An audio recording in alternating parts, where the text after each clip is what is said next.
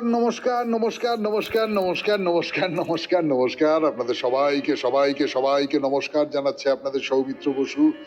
সবাইকে অজস্র শুভকামনা জানাচ্ছে, সবাইকে স্বাগত জানাচ্ছে আজকের এই শরণাগত অনুষ্ঠানে এবং সবাইকে শুভ সকাল জানাচ্ছে। শুভ হোক, শুভ হোক, সকলের শুভ হোক, সকলের ভালো হোক, সকলের মঙ্গল হোক, কল্যাণ হোক, কল্যাণ হোক, কল্যাণ হোক। আজ থেকে তারকেশ্বর ধামে শ্রাবণী মেলা শুরু হচ্ছে। প্রচুর প্রচুর প্রচুর লোক আসেন। তো আপনারা অনেকেই জানেন যে আমার যে দেশের বাড়ি সেটা হচ্ছে দশঘরা। তো সেইখানে একটা কলেজ তৈরি করেছিলেন আমার এক গ্রাম সম্পর্কের মাসি। তো সেই কলেজ এখন অন্য একটা কর্পোরেট সংস্থা নিয়ে নিয়েছে, কিন্তু সেই যে কলেজ সেইখানে ছুটি রাখতে হতো, বন্ধ রাখতে হতো কলেজ এই শ্রাবণী মেলা উপলক্ষে। এত ভিড় হতো, মেয়েদের কলেজ ছিল, মেয়েরা আসতে পারতো না। তো সেই শ্রাবণী মেলা আরম্ভ। আর আজকে বিশ্ব জনসংখ্যা দিবস, এই 11ই জুলাই বিশ্ব জনসংখ্যা দিবস। আচ্ছা, এই সূত্র ধরে যদি আপনাদের জিজ্ঞেস করি যে গোটা পৃথিবীতে এখন কত মানুষ আছেন, মানে বিশ্বের জনসংখ্যা কত, বলতে পারবেন? না, খুব কঠিন। আমি জোগাড় করে রেখেছি বলে আমি বলতে পারি। আজকে বিশ্বের জনসংখ্যা হচ্ছে 8.23 বিলিয়ন। মানে আমি যদি সংখ্যার হিসেবে বলি আপনাকে, তাহলে ব্যাপারটা দাঁড়াচ্ছে 8, তারপর 232, 458, 392। এই হচ্ছে গোটা পৃথিবীর জনসংখ্যা। আর আমাদের দেশের জনসংখ্যা এখন বর্তমানে এই 2025 সালের জুলাই মাসের মাঝামাঝি এই সময়টায় 146.4 কোটি। ভাবুন একবার কি পরিমাণ মানুষ এই দেশে, এই পৃথিবীতে। যাই হোক, এইবারে বেনি মাধবশীলের পঞ্জিকা অনুযায়ী আজকের দিনটার কথা বলি। আজকে 26শে আষাঢ় 1432, ইংরেজির 11ই জুলাই 2025, শুক্রবার। আজ প্রতিপদ। সূর্যোদয়ের সময় ভোর 5:03, সূর্যাস্তের সময় সন্ধে 6:23। পূর্বাষাঢ়া নক্ষত্র। আজকে জন্মে ধনু রাশি, ক্ষত্রিয় বর্ণ, নরগণ। দিনের বেলা 12:57 গতে মকর রাশি, বৈশ্য বর্ণ, মতান্তরে শূদ্র বর্ণ। আমাদের হোয়াটসঅ্যাপে চিঠি পাঠাবার নাম্বার 9831922927। চিঠির গোড়ায় অতি অবশ্যই SG লিখতে হবে। এবং আপনাদের তো বলাই হচ্ছে যে সামনের বৃহস্পতিবারের যে শরণাগত অনুষ্ঠান, সেই অনুষ্ঠানে আপনাদের চিঠিপত্রের বিষয় হলো শিব পূজা। নানান রকম, সেটা আপনি তারকেশ্বরের পুজো দেখার অভিজ্ঞতার কথা বলতে পারেন, আপনি এমনি কোনো শিব পূজা দেখবার অভিজ্ঞতা বলতে পারেন, শিব পূজা করবার অভিজ্ঞতা বলতে পারেন, শ্রাবণী মেলার কথা বলতে পারেন, বা ছোটবেলায় ওই যে শিবের মূর্তি গড়ে গড়ে পুজো করা তার অভিজ্ঞতার কথা বলতে পারেন। নানান রকম যা ইচ্ছে। শিব পূজা শুধু নিজের অভিজ্ঞতার কথা বলবেন, কোনো তত্ত্বের কথা ইত্যাদি ইত্যাদি নয়। কেমন? আচ্ছা, এইবারে তাহলে আজকের অনুষ্ঠান সম্পর্কে বলি। আজকের অনুষ্ঠানে প্রথমে পুরাণ চিরন্তন। পুরাণ চিরন্তনে আমরা নকুলকে নিয়ে কথা বলছি। পঞ্চপাণ্ডবের মধ্যে চতুর্থ পাণ্ডব নকুল। বলেছিলাম নকুল একটু আয়েসি মানুষ, খুব বড় বীর, অপূর্ব সুন্দর দেখতে, কিন্তু একটু আয়েসি মানুষ, এই পর্যন্ত বলা হয়েছিল। তারপর থেকে বলবো কিছু নকুল সম্পর্কে। তারপর চলে যাব স্বামী বিবেকানন্দের কর্মজীবনে বেদান্ত, এই প্রবন্ধ থেকে খানিকটা অংশ পড়ে শোনাবো। তারপর শ্রীমদ্ ভগবদ গীতা, সেখান থেকে তার ভূমিকা পড়ে শোনাবো। স্বামী গোকুলানন্দজির রচনা মানসিক চাপ জয় করার উপায়, তাই নিয়ে তার যে লেখা, সেখান থেকে পড়ে শোনাবো। তারপর আপনাদের চিঠিপত্র এবং শেষে বাইরে দূরে। 92.7 বিগ FM এ শরণাগত অনুষ্ঠান শুনছেন। আমি আছি আপনাদের সঙ্গে, আপনাদের সৌমিত্র বসু। করে এবার নকুলের কথা শুনছেন শরণাগত 92.7 বিগ FM এ। নকুল খুব আয়েসি মানুষ ছিলেন, ও আর নড়াচড়া করতে পছন্দ করতেন না, কিন্তু অপরূপ সুন্দর দেখতে ছিলেন। তো নকুলও তো, তার সঙ্গে দ্রৌপদীর বিয়ে হয়েছিল, পঞ্চস্বামীর তিনিও একজন। নকুলের ছেলের নাম কি বলতে পারেন? মানে দ্রৌপদীর গর্ভে নকুলের একটি সন্তানের জন্ম হয়েছিল, তার নাম হচ্ছে শতানিক। তো এই দ্রৌপদী ছাড়াও নকুলের আরেকজন পত্নী ছিলেন, তার নাম করেণুমতি। এই করেণুমতি হচ্ছেন চেদিরাজ শিশুপালের মেয়ে ও ধৃষ্টকেতুর বোন। করেণুমতির গর্ভে আবার নিরমিত্র বা নরমিত্র, ভগবত পুরাণে বলা হচ্ছে নরমিত্র নামে নকুলের একটি ছেলে হয়েছিল। তার মানে শতানিক হচ্ছে দ্রৌপদীর গর্ভে জন্মানো, আর করেণুমতির গর্ভে জন্মেছিল নিরমিত্র বা নরমিত্র। তো নকুল কিন্তু খুব বড় যোদ্ধাও ছিলেন, একটু আয়েসি ছিলেন সে তো বললাম আপনাদের, কিন্তু রাজসূয় যজ্ঞের আগে নকুল পশ্চিম দিকটা জয় করেছিলেন। মহাভারতের সভা পর্বে বলা হচ্ছে যে রোহিতক পর্বতে মত্তময়ূর বলে বীর যোদ্ধাদের সঙ্গে নকুলের যুদ্ধ হয়। এরপর নকুল একে একে শৈরীশক, মহত্থ, দশার্ণ এই সমস্ত দেশ জয় করেন। তারপর তিনি আরো পশ্চিম দিকে এগিয়ে যাচ্ছেন, শিবি, ত্রিগর্ত, অন্নষ্ঠ, মালব এদের জয় করলেন। উৎসব সংকেত নামে বীর যোদ্ধা জাতিকে পরাস্ত করলেন। অর্থাৎ পুরো পশ্চিম দিকটা নকুল এগিয়ে গেছেন রাজসূয় যজ্ঞের সময়, তার আগে গোটা দেশ জয় করতে হবে সেই কাজ করবার জন্য। 92.7 বিগ এফএমে শরণাগত অনুষ্ঠানে শুনছেন পুরাণ চিরন্তন। আমি আছি আপনাদের সঙ্গে, আপনাদের সৌমিত্র বসু। ফিরে আসছি গানের পর নকুলকে নিয়ে আরো কথা বলবার জন্য 92.7 বিগ এফএমে শরণাগত অনুষ্ঠানে। তো এরম এগোতে এগোতে এগোতে এগোতে মদ্রদেশ এসে পড়ল। মদ্রদেশের রাজধানী হচ্ছে সাকল। সেই সাকলে নকুল দূত পাঠালেন, যেটা হয় আর কি, যে তুমি আমার বর্ষতা স্বীকার করবে, যদি না করো তাহলে যুদ্ধ করব। তো সাকলে মদ্রদেশের রাজা তখন শল্য, তিনি বিনা যুদ্ধে নকুলের আধিপত্য বা পাণ্ডবদের আধিপত্য মেনে নিলেন।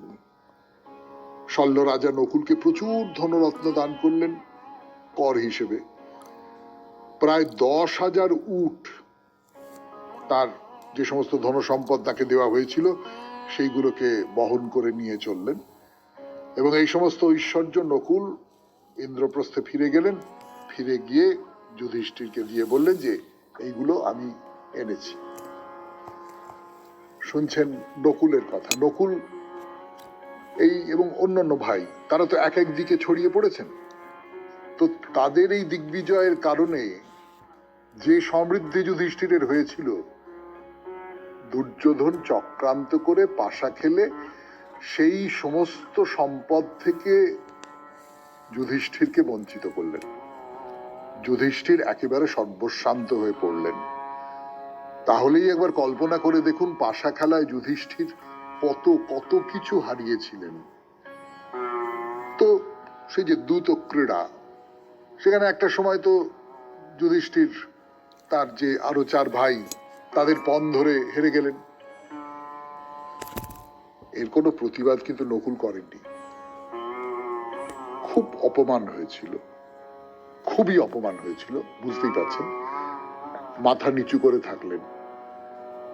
কিন্তু রাজসভায় যখন দ্রৌপদীকে ওইভাবে অপমান করছে দুঃশাসন, তখন ভীম, সহদেব এদের সঙ্গে নকুলও প্রতিজ্ঞা করেছিলেন যে সভার মধ্যে দুর্যোধনের যে সমস্ত প্রিয় পাত্ররা আছেন, যারা এই দুর্যোধনের সমস্ত অসভ্যতাকে সমর্থন করছেন, আর এই ধৃতরাষ্ট্রের যে পুত্ররা যারা দ্রৌপদীকে অপমান করেছে, তাদের মধ্যে যতজনকে পারি আমি জমালয়ে পাঠাবো।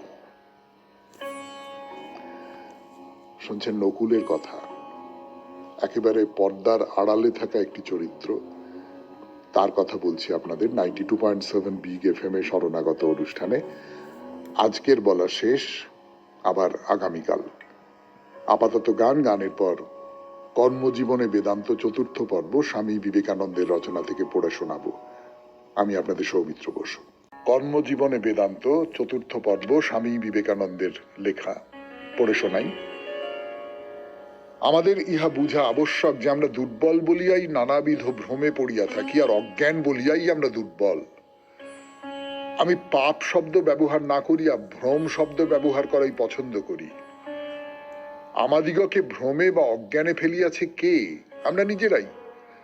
আমরা নিজ নিজ চোখে হাত দিয়া অন্ধকার অন্ধকার বলিয়া চিৎকার করিতেছি। হাত সরাইয়া লও, দেখিবে আলোক আমাদের জন্য সর্বদাই রহিয়াছে, সেই জীবাত্মার স্বপ্রকাশ আলোক। দেখিতে পাইতেছ না আধুনিক বৈজ্ঞানিকগণ কি বলিতেছেন? এই সকল ক্রমবিকাশের হেতু কি? বাসনা। কোন জীবজন্তু যেভাবে আছে তাহার অতিরিক্ত কিছু করিতে চায়, সে দেখে তাহার পরিবেশ উপযোগী নহে, সুতরাং সে একটি নূতন শরীর গঠন করিয়া লয়। নিম্নতম জীবাণু হইতে নিজ ইচ্ছা বলে তুমি উৎপন্ন হইয়াছ, আবার সেই ইচ্ছা শক্তি প্রয়োগ করো, আরো উন্নত হইতে পারিবে। ইচ্ছা সর্বশক্তিমান। বলিতে পারো, ইচ্ছাই যদি সর্বশক্তিমান, তবে অনেক কিছুই আমি করিতে পারি না কেন? যখন তুমি একথা বলো তখন তুমি তোমার ক্ষুদ্র আমির দিকে লক্ষ্য করিতেছ মাত্র। ভাবিয়া দেখো, ক্ষুদ্র জীবাণু হইতে তুমি এই মানুষ হইয়াছ। কে তোমাকে মানুষ করিল? তোমার নিজের ইচ্ছা শক্তি। তুমি কি অস্বীকার করিতে পারো ইচ্ছা সর্বশক্তিমান? যাহা তোমাকে এত দূর উন্নত করিয়াছে তাহা তোমাকে আরো উন্নত করিবে। আমাদের প্রয়োজন চরিত্র ও ইচ্ছা শক্তির দৃঢ়তা, এগুলি দুর্বলতা নয়। অতএব যদি তোমাকে উপদেশ দিই যে তোমার প্রকৃতি অসৎ আর তুমি কতকগুলি ভুল করিয়াছ বলিয়া তোমাকে অনুতাপ ও ক্রন্দন করিয়া জীবন কাটাইতে হইবে, তাহাতে তোমার বিশেষ কিছুই উপকার হইবে না, বরং উহা তোমাকে আরো দুর্বল করিয়া ফেলিবে। আর তাহাতে তোমার ভালো হইবার পথ না দেখাইয়া বরং আরো মন্দ হইবার পথ দেখানো হইবে। যদি সহস্র বৎসর ধরিয়া এই গৃহ অন্ধকার থাকে আর তুমি সেই গৃহে আসিয়া হায় বড় অন্ধকার বড় অন্ধকার বলিয়া রোদন করিতে আরম্ভ করো, তবে কি অন্ধকার চলিয়া যাইবে?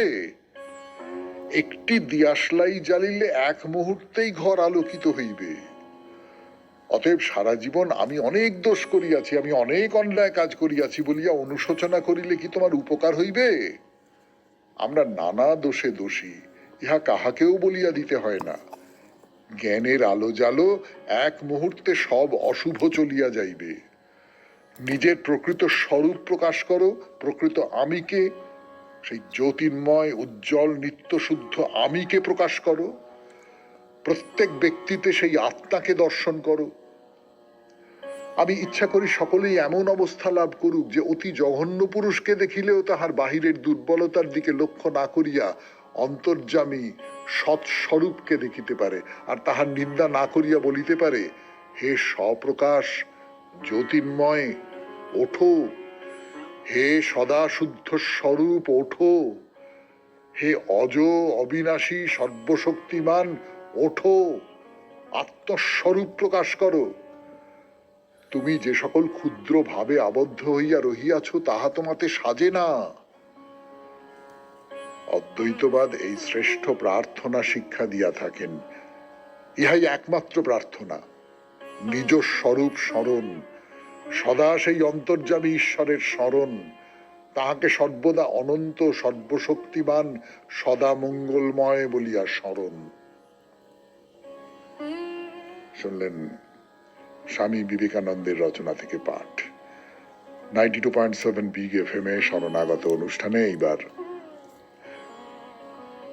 ভগবদ গীতার ভূমিকা, রঙ্গনাথানন্দজির ভূমিকা শোনাবো আপনাদের।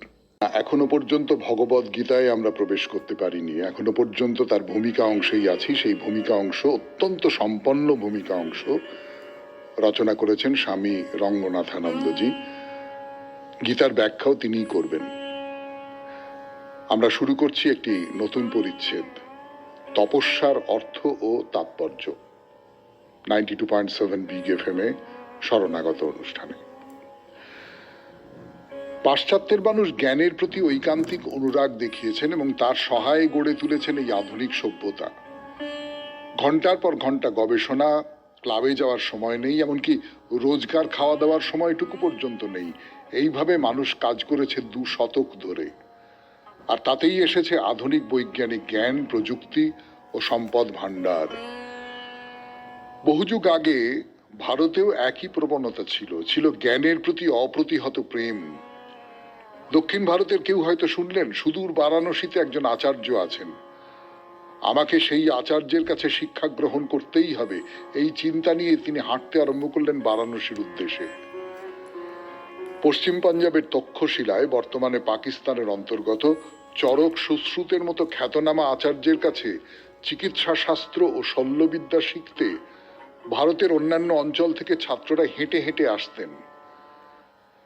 যেখানেই জ্ঞানের প্রতি সত্যিকার অনুরাগ থাকে সেখানেই দেখা যায় ছোটখাটো অসুবিধা নিয়ে কেউ মাথা ঘামায় না। জ্ঞান অনুসন্ধান হলো তপস্যা, কৃচ্ছ সাধন। তপস্যা ছাড়া কোনো জ্ঞানলাভ হতে পারে না। তপস্যা ও জ্ঞানের অঙ্গাঙ্গী সম্পর্ক। পরে দেখা যাবে শ্রীকৃষ্ণ গীতাতে বলছেন, বহব জ্ঞান তপসা পূতা। অনেকে জ্ঞান ও তপস্যায় পরিশুদ্ধ হয়ে ব্রহ্মভাব প্রাপ্ত হয়েছেন। যদি আমাদের গোটা জাতি এই জ্ঞান ও তপস্যার ভাবে অনুপ্রাণিত হয়ে ওঠে, তবে আমাদের জাতীয় জীবনে নানা ক্ষেত্রে আসবে অসাধারণ অগ্রগতি। তপস্যা ছাড়া আরাম কেদারায় বসে বসে কোনো জ্ঞানার্জন হয় না। উদ্যমী হয়ে সংগ্রাম করে তার মূল্য দিতে হয়, আর তারই নাম তপস্যা। আমাদের সংস্কৃতিতে এই এক মহান শব্দ তপস্যা। উপনিষদ ও গীতাতে শব্দটিকে প্রায় ব্যবহৃত হতে দেখা যায়। তৈত্তরীয় উপনিষদে আছে, তপসা ব্রহ্ম বিজিজ্ঞাসস্ব। ব্রহ্মকে তপস্যার মাধ্যমে অবগত হও। এর ব্যাখ্যা প্রসঙ্গে শঙ্করাচার্য তার ভাষ্যে যাজ্ঞবল্ক্য স্মৃতি থেকে একটি শ্লোকের উদ্ধৃতি দিয়ে তপস্যা শব্দটির সংজ্ঞা দিয়েছেন। মানসশ্চ ইন্দ্রিয়াণাং চ ঐকাগ্র্যং তপ উচ্যতে। মন এবং ইন্দ্রিয় সমূহের শক্তি একত্র সংহত করাকে তপস বলা হয়। শুনছেন শরণাগত 92.7 বিগ এফএম এ। আমি আছি আপনাদের সঙ্গে, আপনাদের সৌমিত্র বসু। শোনাচ্ছি ভগবদ গীতা, তার ব্যাখ্যা স্বামী রঙ্গনাথানন্দজির রচনা। এরপর ফিরে এলাম 92.7 বিগ এফএম এ। শরণাগত অনুষ্ঠান শুনছেন। তপস্যা কাকে বলে তাই নিয়ে আমরা শঙ্করাচার্যের একটি ভাষ্য সেটি শুনলাম। এবারে আবার স্বামী রঙ্গনাথানন্দজি কি ব্যাখ্যা করছেন সেটা শুনি। জগতে জ্ঞানের যে কোনো অনুসন্ধানের প্রতি এই সংজ্ঞা প্রযুক্ত হতে পারে। বৈজ্ঞানিকেরা এটিই করেন।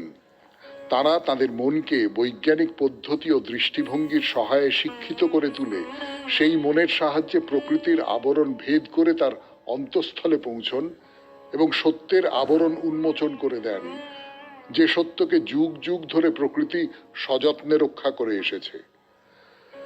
একইভাবে আত্মা লুক্কায়িত আছেন এই মায়ার জগতে। আমাদের বৈদিক ঋষিগণ এই মায়াকে ভেদ করে আবিষ্কার করেছিলেন নিয়ত পরিবর্তনশীল মায়ার জগতের অন্তরালে স্থিত সেই অনন্ত শাশ্বত সত্যকে, সেই আত্মাকে। স্কুল কলেজে প্রবেশের আগে সব ছাত্রছাত্রীর উচিত তপস বা তপস্যার এই সংজ্ঞাটিকে তাদের সামনে রাখা। স্কুল, কলেজ বা বিশ্ববিদ্যালয়ে আন্তরিকতার সঙ্গে যথেষ্ট পরিশ্রম না করলে জ্ঞান অর্জন করা যায় না।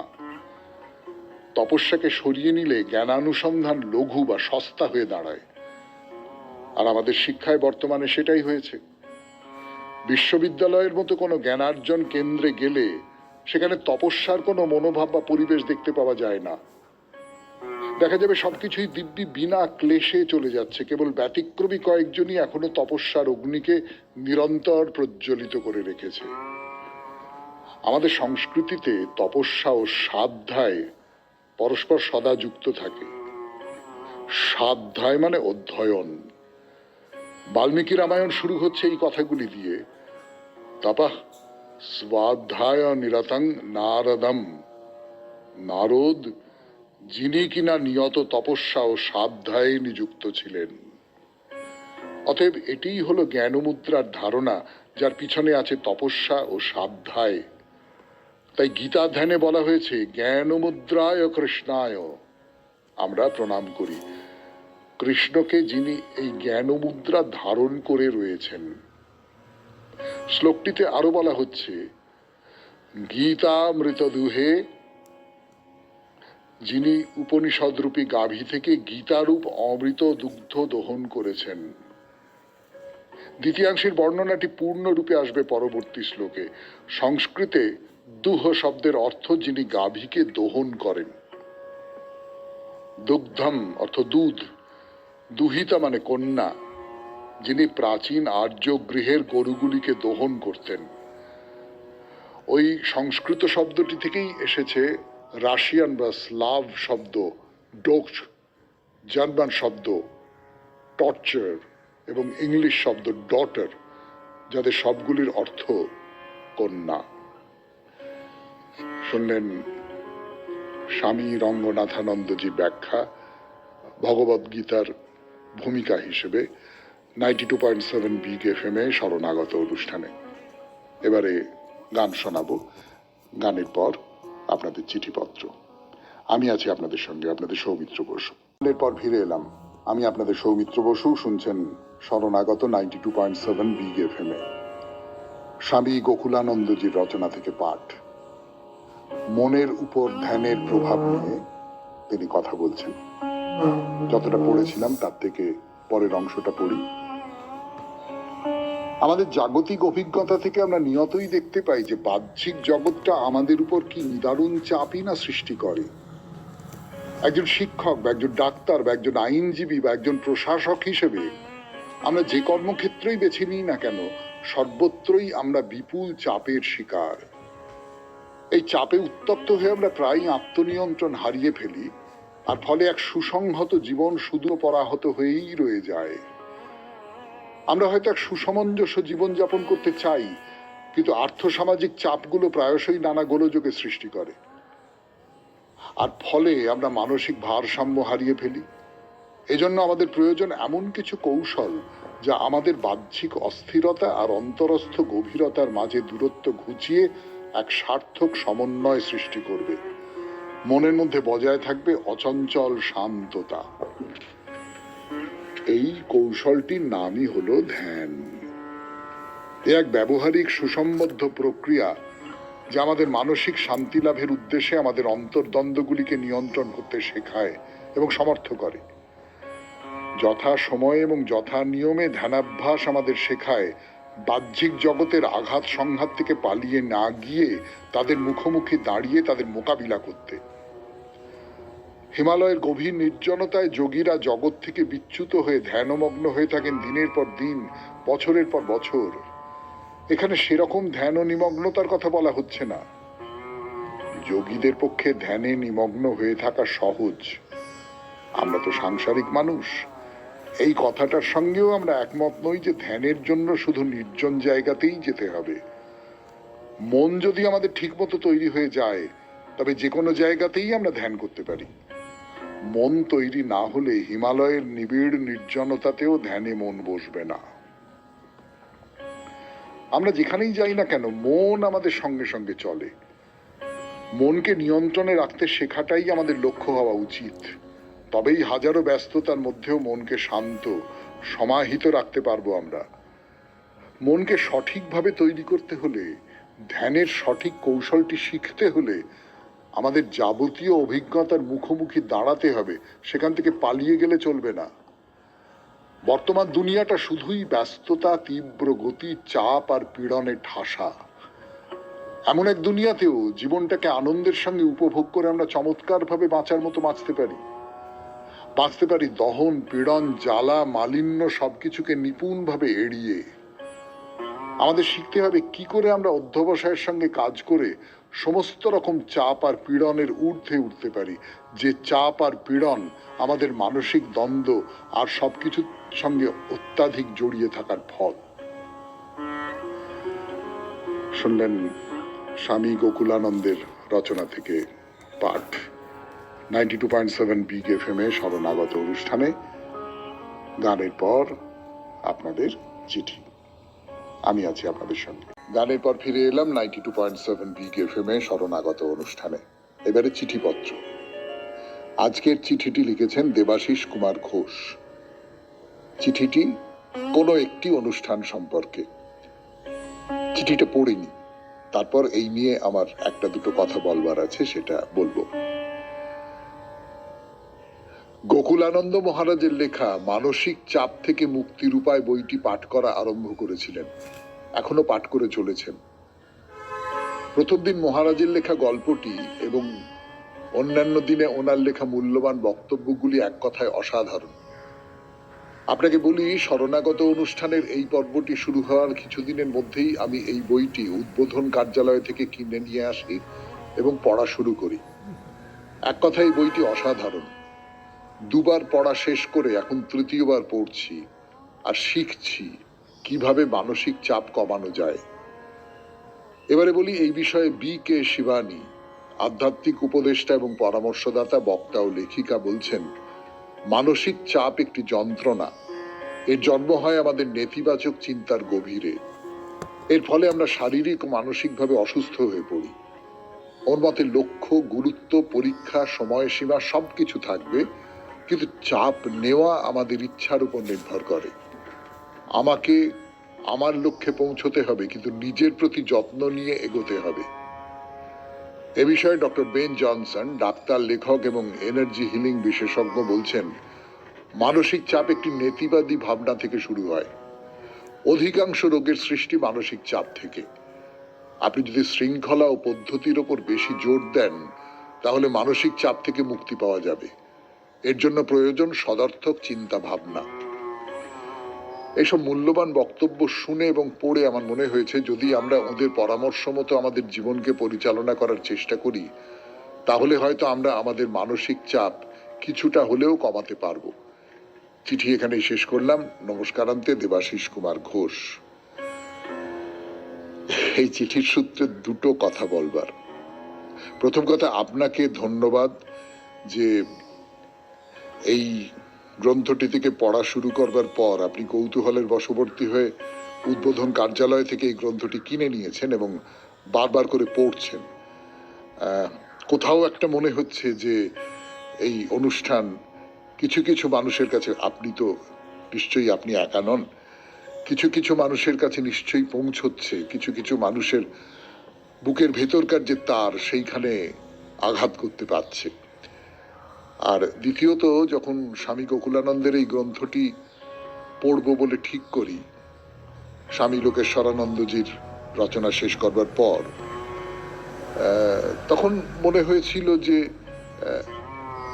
মানসিক সমস্যা নিয়ে, মানসিক চাপ নিয়ে গ্রন্থ আপনাদের কিরকম লাগবে। কিন্তু আমি চারপাশে যা দেখি, প্রত্যেকেই যেন খুব মানসিক চাপে ভোগেন। ফলে মনে হয়েছিল যে আমার যারা বন্ধু, আমার যারা শ্রোতা, তাদের জন্য এইরকম একটা গ্রন্থ থেকে পড়া খুব দরকার। সেইটা যে আপনার ভালো লেগেছে, আমি আবারও বলছি, আপনার ভালো লেগেছে বলে কেবলমাত্র আপনার ভালো লেগেছে এমনটা তো নয়, নিশ্চয়ই আরো বহু মানুষের প্রয়োজনীয় বলে মনে হচ্ছে, ভালো বলে মনে হচ্ছে। সেইটা ভেবে আমার নিজের খুব আনন্দ হচ্ছে, একটুকু বলতে পারি। অনেক ধন্যবাদ আপনাকে এই চিঠির জন্যে। এরপর বাইরে দূরে 92.7 বিগ এফএম এ শরণাগত অনুষ্ঠান শুনছেন। সৌমিত্র বসু। একদিন বাইরে দূরেতে আমরা ওই জটিলেশ্বর মন্দিরের ভেতরে প্রবেশ করেছি, গর্ভগৃহে প্রবেশ করেছি। সেই গর্ভগৃহের কথা বলতে বলতে বলেছিলাম যে এক কোণে একটা পাথরের বেদি রয়েছে, তাতে অনেকগুলো মোমবাতি জ্বালানো রয়েছে। তো মোমবাতি সূত্র ধরে বলেছিলাম যে মোমবাতিটা একটু বিদেশি জিনিস বলে মনে হয়, যদিও এখন আমরা আমাদের নিজেদের মধ্যে ঢুকিয়ে নিয়েছি ওটাকে। নিশ্চয়ই আগে এটা প্রদীপ ছিল, কিন্তু প্রদীপের অনেক ঝঞ্ঝাট, মানুষ পরিশ্রমটা কম করতে চায়। বলতে বলতে মনে পড়ে গেল, এই খুব সম্প্রতি একটা জায়গায় জানলাম যে আজ থেকে বেশ বেশ অনেক বছর পরে মানুষ, তার চেহারাটা কিরকম হবে, বলা হচ্ছে যে মাথাটা খুব বড় হয়ে যাবে আর শরীরটা খুব ছোট হয়ে যাবে। এই 4 ফুট 4.5 ফুটের মতন উচ্চতা হবে, শরীরটা ছোট রোগা হয়ে যাবে, মাথাটা খুব বড় হয়ে যাবে। তার কারণ আমরা ক্রমশ শরীরের ব্যবহারটাকে কমিয়ে দিচ্ছি। এই একটা মোবাইলে সুইচ টিপলেই আমার ঘরে এটা চলে আসছে, ওটা চলে আসছে, খাবার চলে আসছে, এই সেই। আমরা শারীরিকভাবে নড়াচড়াটা কিন্তু খুব কমিয়ে দিচ্ছি, হাঁটা চলা যাওয়া। ফলে শরীর তার কাজ কমে গেলে সে তার আকারও কমিয়ে দেবে, এবং মাথার কাজটা অনেক বাড়িয়ে দিচ্ছি, ফলে মাথাটা খুব বড় হয়ে যাবে। সে কিরকম দেখতে লাগবে কে জানে। যাকে সে কথা বাদ দিয়ে এইবার আমরা আবার ফিরে আসি ওই যে বেদিটির কথা বলছিলাম গতদিন, সেই বেদির কথায়। এই বেদিতে কেবলমাত্র মোমবাতি জ্বলছে এমনটা নয়, তার সঙ্গে প্রচুর ধূপ একসঙ্গে করে জ্বালিয়ে দেওয়া হয়েছে। ফলে এই জায়গাটা যেমন আলোয়, আগুনের আলোয় উজ্জ্বল, ইলেকট্রিক লাইটের আলোয় না, আগুনের আলোয় উজ্জ্বল, এবং সেই সঙ্গে সঙ্গে একটা গন্ধে ম ম করছে জায়গাটা। মানে কিরম দেখতে দেখতে মনে হয় যে এই আলো যেন গন্ধের রূপ ধারণ করে আছে। তো এই দেখা হলো জটিলেশ্বর মন্দিরের গর্ভগৃহ, কিন্তু তাতে করে ওই শেষ হয়ে না হইল শেষ। এই মন্দির পুরোটা দেখা হলো না, পাশে অন্য মন্দির আছে। আপনারা জানেন যে বিশেষ করে হিন্দু মন্দিরে একজন দেবতার মন্দির, কিন্তু সেখানে পাশে অন্য দেবদেবীদেরও অধিষ্ঠান হয়। যেমন আপনারা দেখবেন যে পাশেই আরো যে মন্দির আছে, যেমন মদনমোহন মন্দির আছে। এই মন্দিরের মধ্যে ঢুকে আপনারা দেখতে পাবেন একটা দুধাপওয়ালা একটা বেদি, এবং সেই বেদিতে কৃষ্ণের নানান রকমের সমস্ত রূপ, ছোট্ট ছোট্ট মূর্তি বসানো, সুন্দর লাল কাপড় দিয়ে বা কোনো কোনো জায়গায় সোনালী কাপড় দিয়ে মুড়ে রাখা হয়েছে। সামনে ঘট, শঙ্খ এই সমস্ত সাজানো আছে। শুনছেন বাইরে দূরে 92.7 বিগ এফএম এ শরণাগত অনুষ্ঠানে। ফিরে আসছি গানের পর। মদনমোহনের মন্দির দেখা হলো, এবার তাহলে চলুন সিদ্ধেশ্বরী মন্দিরের দিকে। একে অনেকে কামাখ্যা মন্দিরও বলে থাকেন, শ্রী সিদ্ধেশ্বরী মন্দির। তো এই মন্দির যেতে গেলে আপনাকে একটু মাটির নিচে যেতে হবে, মানে সিঁড়ি দিয়ে একটু নিচের দিকে নামতে হবে। নিচে সিঁড়ি নেমে গেছে অল্প, এমনি একটা ঘর, মানে একটা দরজা। সেই দরজার উপরে বড় বড় করে লাল হরফে লেখা রয়েছে সিদ্ধেশ্বরী মন্দির, শ্রী শ্রী সিদ্ধেশ্বরী মন্দির। এই সিদ্ধেশ্বরী বা কামাখ্যা যাই বলুন না কেন, এই মন্দিরটা কিন্তু বেশ পুরনো। সেটা বোঝা যায়, পুরো মন্দিরটাই পোড়া ইট দিয়ে তৈরি করা হয়েছে। এটা যে আধুনিক কোনো নির্মাণ নয় সেটা খুব অনায়াসে ধরতে পারা যায়। নিচে গেলেন সিঁড়ি দিয়ে নেমে, নিচে একটা বড় ঘর, তার ভেতরে ভেতরে ভাগ করা কিছু জায়গা। দেবী রয়েছেন, ছোট মূর্তি এক কোণে রয়েছেন। তো এইরকম একটা ঘরের মধ্যে এলে ভেতরে কেমন একটা অন্য রকমের অনুভূতি জেগে ওঠে। একটা কিরকম যেন একটা গম্ভীর একটা অনুভূতি জেগে ওঠে। তো এই দেখা হলো আমাদের জটিলেশ্বর শিব মন্দির, এবং তার সঙ্গে তো নিশ্চয়ই মদনমোহন মন্দির বা সিদ্ধেশ্বরী মন্দির। এইবারে বলি, এই মন্দিরে যে আসবেন, কখন আসবেন, কতক্ষণ পর্যন্ত থাকতে পারবেন তার কথা। মন্দির একেবারে টানা 12 ঘন্টা খোলা থাকে, অর্থাৎ সকাল 6টার সময় মন্দির খুলে যায়, সন্ধে 6টা পর্যন্ত মন্দির খোলা থাকে। মন্দির দর্শন তো হলো, এবারে মন্দিরের বাইরেও কিছু দ্রষ্টব্য স্থান রয়েছে, সেগুলো আমরা একটু দেখে নিই। মন্দিরের ঠিক বাইরেই আছেন নন্দী, শিব মন্দির, কাজে থাকতেই হবে। লাল পাথরের তৈরি মূর্তি, দেখেই বোঝা যায় যে বহু প্রাচীন মূর্তি। তার গায়ে ফুলের মালা জড়িয়ে দিয়েছে কেউ, তাকেও দেবতা জ্ঞানে পুজো করে মানুষ। একটা বড় বটবৃক্ষ রয়েছে, সেখানে মানুষজন আসেন মানত করবার জন্য। বিশাল চওড়া গুঁড়ি, বহু পুরনো, প্রাচীন, এবং তার যে শাখা প্রশাখা সেগুলো নানান দিকে ছড়িয়ে পড়েছে। সেই যে বিশাল বৃক্ষ, তার ডাল থেকে, তার সারা শরীর থেকে ঝুলছে অজস্র লাল রঙের কাপড়। ওই মনস্কামনা যাতে পূর্ণ হয় তার আকাঙ্ক্ষা করে কাপড় বেঁধে দিয়ে গেছেন ভক্তরা। এই যে বটবৃক্ষ তার সামনে দাঁড়িয়েই শেষ করি আজকের শরণাগত। আমাদের হোয়াটসঅ্যাপে চিঠি পাঠাবার নাম্বার 9831922927। চিঠির গোড়ায় অতি অবশ্যই SG লিখতে হবে। আর নিশ্চয়ই মনে আছে আমাদের সামনের বৃহস্পতিবারের চিঠির বিষয় হলো শিব পূজা। নানান রকম করে শিব পূজা করা হয়ে থাকে, তার মধ্যে তারকেশ্বরে যাওয়া হতে পারে, অন্য শিব মন্দিরে যাওয়া হতে পারে, শিবরাত্রি হতে পারে, শিবরাত্রির উপোস, তারপরে মেয়েরা সব শিব গড়ে গড়ে পুজো করে ছোটবেলায়। এরকম সব নানান রকমের পুজো আছে। তো আপনার স্মৃতি থেকে, আপনার নিজের জীবনের অভিজ্ঞতা থেকে সেই শিব পূজার কথা একটু লিখে পাঠাবেন। সামনের মঙ্গলবার সন্ধে 6টার মধ্যে আপনার চিঠি আমাদের দপ্তরে পৌঁছে যাওয়া চাই। তাহলে রবীন্দ্রনাথের কবিতা দিয়ে শেষ করি আজকের শরণাগত। কবিতার নাম অকালে। ভাঙা হাটে কে ছুটেছিস পসরালয়ে, সন্ধ্যা হলো ওই যে বেলা গেল রে বয়ে। যে যার বোঝা মাথার পরে ফিরে এলো আপন ঘরে, একাদশীর খণ্ড শশী উঠল পল্লী শিরে। পারের গ্রামে যারা থাকে উচ্চকণ্ঠে নৌকা ডাকে, হা হা করে প্রতিধ্বনি নদীর তীরে তীরে। কিসের আসে ঊর্ধ্বশ্বাসে এমন সময়ে, ভাঙা হাটে তুই ছুটেছিস পসরালয়ে।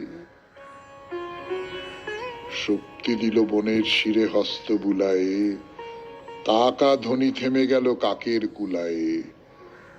বেড়ার ধারে পুকুর পাড়ে ঝিল্লি ডাকে ঝোপে ঝাড়ে, বাতাস ধীরে পড়ে এলো স্তব্ধ বাঁশের শাখা। হেরো ঘরের আঙিনাতে শ্রান্ত জনে শয়ন পাতে, সন্ধ্যা প্রদীপ আলোক ঢালে বিরাম সুধা মাখা। সকল চেষ্টা শান্ত যখন এমন সময়ে, ভাঙা হাটে কে ছুটেছিস পসরালয়ে। খুব ভালো থাকবেন, আনন্দে থাকবেন। নমস্কার। নমস্কার নমস্কার নমস্কার নমস্কার নমস্কার নমস্কার নমস্কার। আপনাদের সবাইকে সবাইকে সবাইকে নমস্কার জানাচ্ছে আপনাদের সৌমিত্র বসু। সবাইকে অজস্র শুভকামনা জানাচ্ছে, সবাইকে স্বাগত জানাচ্ছে আজকের এই শরণাগত অনুষ্ঠানে, এবং সবাইকে শুভ সকাল জানাচ্ছে। শুভ হোক, শুভ হোক, সকলের শুভ হোক, সকলের ভালো হোক, সকলের মঙ্গল হোক, কল্যাণ হোক, কল্যাণ হোক, কল্যাণ হোক। আজ থেকে তারকেশ্বর ধামে শ্রাবণী মেলা শুরু হচ্ছে। প্রচুর প্রচুর প্রচুর লোক আসেন। তো আপনারা অনেকেই জানেন যে আমার যে দেশের বাড়ি সেটা হচ্ছে 10ঘরা। তো সেইখানে একটা কলেজ তৈরি করেছিলেন আমার এক গ্রাম সম্পর্কের মাসি। তো সেই কলেজ এখন অন্য একটা কর্পোরেট সংস্থা নিয়ে নিয়েছে, কিন্তু সেই যে কলেজ সেইখানে ছুটি রাখতে হতো, বন্ধ রাখতে হতো কলেজ এই শ্রাবণী মেলা উপলক্ষে। এত ভিড় হতো, মেয়েদের কলেজ ছিল, মেয়েরা আসতে পারতো না। তো সেই শ্রাবণী মেলা আরম্ভ। আর আজকে বিশ্ব জনসংখ্যা দিবস, এই 11ই জুলাই বিশ্ব জনসংখ্যা দিবস। আচ্ছা, এই সূত্র ধরে যদি আপনাদের জিজ্ঞেস করি যে গোটা পৃথিবীতে এখন কত মানুষ আছেন, মানে বিশ্বের জনসংখ্যা কত, বলতে পারবেন? না, খুব কঠিন। আমি জোগাড় করে রেখেছি বলে আমি বলতে পারি। আজকে বিশ্বের জনসংখ্যা হচ্ছে 8.23 বিলিয়ন। মানে আমি যদি সংখ্যার হিসেবে বলি আপনাকে, তাহলে ব্যাপারটা দাঁড়াচ্ছে 8, তারপর 232, 458, 392। এই হচ্ছে গোটা পৃথিবীর জনসংখ্যা। আর আমাদের দেশের জনসংখ্যা এখন বর্তমানে এই 2025 সালের জুলাই মাসের মাঝামাঝি এই সময়টায় 146